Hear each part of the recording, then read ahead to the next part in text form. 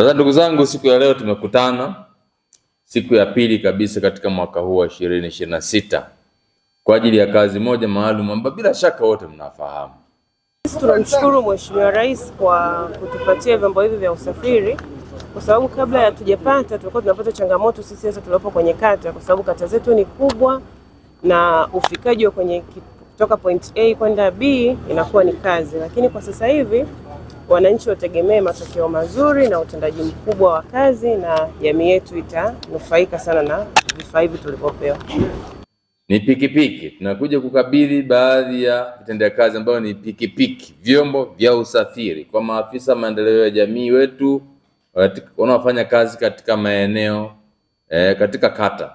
Vyombo hivi vitasaidia sana katika kusukuma maendeleo, tukifahamu kuwa majukumu ya afisa maendeleo ya jamii ni mengi na yanahitaji muda wa kwenda kuwafikia jamii. Kwa hiyo vyombo hivi vitasaidia mno katika shughuli mbalimbali.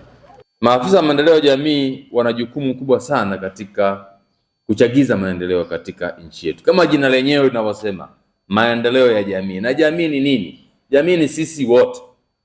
Hawa wakati mwingine ukikaa nao wanasema wao ni mainjinia wa kijamii, social engineers. Yani kazi yao kubwa ni kuhakikisha kwamba wanaisaidia jamii kuwa na fikra chanya, kuondokana na fikra ambazo ni hasi kwenye mambo fulani fulani, hususan zile ambazo zinakinzana na maendeleo. Tulikuwa tuna uhaba changamoto ya usafiri. Kuna kata ambazo kutoka makao makuu mpaka tunafika kuwafikia wananchi tunatumia zaidi ya kilomita 23 kutoka makao makuu kwenda katika kutoa huduma katika maeneo. Hivyo kupitia vyombo hivi vya usafiri ambao tumekabidhiwa siku ya leo na Mheshimiwa Naibu na Katibu Mkuu wa Wizara ya Maendeleo ya Jamii, ambao ni sehemu ya mchango wa kuwezesha maafisa katika utendaji kazi wao, tunaamini itatusaidia katika ufanyaji kazi wetu, na hii itatusaidia sisi kuweza kuwafikia wananchi kwa ukaribu zaidi, tofauti na hapo awali ambapo tulikuwa tunashindwa kufika katika maeneo hayo. Na kulingana na jiografia yetu, kama umbali nilivyosema, hizo zaidi ya kilomita hizo, hivyo tunaamini kupitia vyombo hivi tulivyokabidhiwa siku ya leo, sisi kama afisa maendeleo ya jamii itakuwa ni chachu. Lakini eneo lingine ambalo mnalifanya vizuri sana la uwezeshaji wananchi, kuratibu shughuli za uwezeshaji wananchi kiuchumi.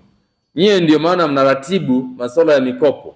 Kuna ile 10% ile halmashauri mmezungumzia hapa jinsi ambavyo mmetekeleza, lakini kuna mikopo mingine ambayo inatolewa na serikali lakini pia na wadau mbalimbali.